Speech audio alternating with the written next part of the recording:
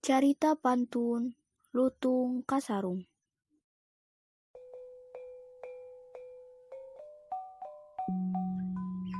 Kacaturkeun di hiji karajaan anu diparentah ku raja anu jenenganana Prabu Tapa Agung. Anjeunna marentah karajaan Pasir Batang kalayan bijaksana. Raja gaduh 7 putri anu gareulis. Aranjeunna nyaeta Purbalarang, Purbadewata, Purba Endah, Purba Kancana, Purba Manik, Purba Euy, jeung Purbasari. 5 diantarana parantos nikah sareng janten permaisuri kerajaan anu sanes.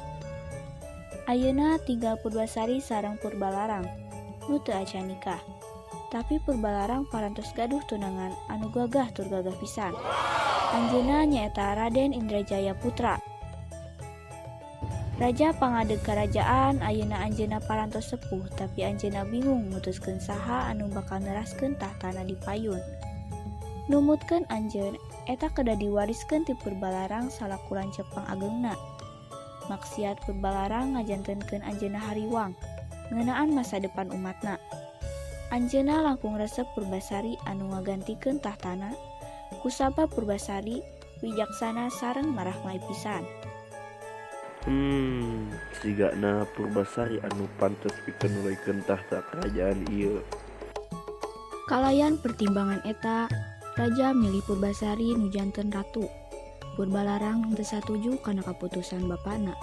Kusabab anjeunna ngarasa yen anjeunna gaduh langkung seueur hak atas tahta eta.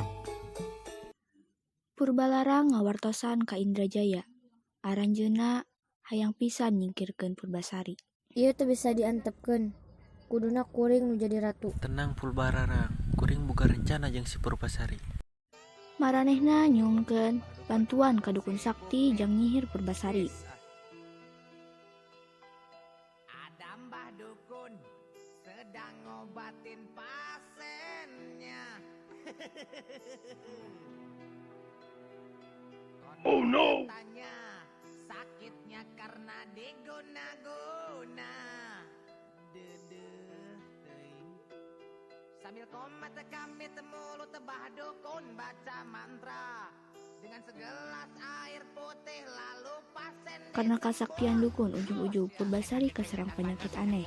Sakujur awakna dipinuhan ku bintik-bintik hidup.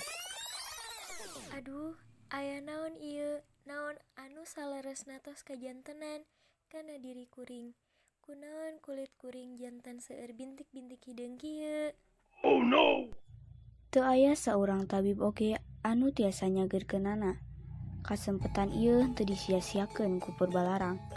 Manehna langsung ngahasut sang raja me Purbasari diusir ti karajaan.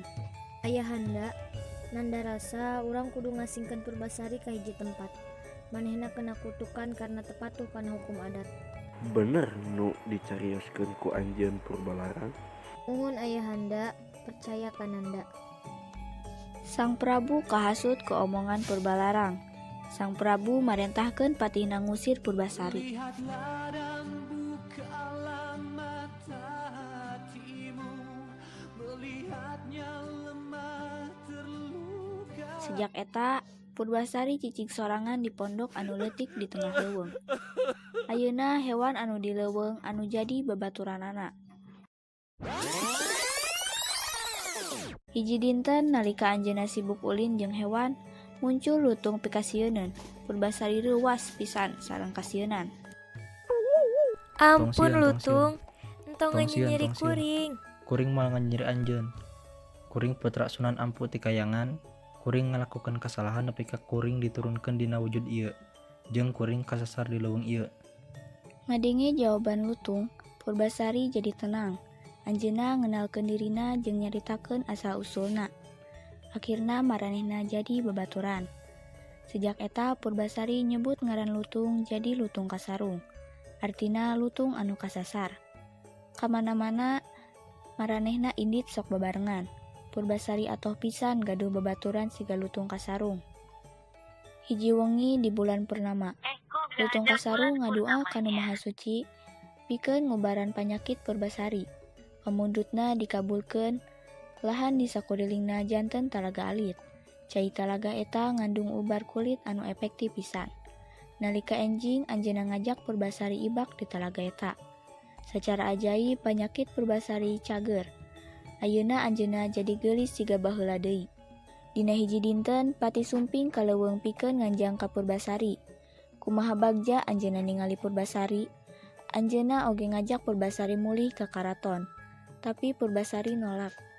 Tapi saatos didesek ku Pati jeung dibujuk ku Lutung, akhirna Purbasari nampi uleman eta.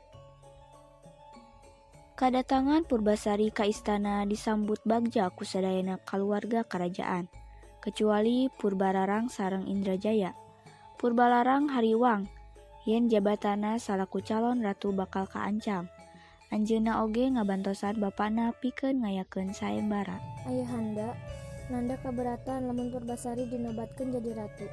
Supados sadayana adil, Pasanggiri kedah diayakeun. Anu menang berhak atas tahta kerajaan, sedangkan anu eleh bakal dipancung. Sang raja oge nyanggakeun pamenta Purbalarang.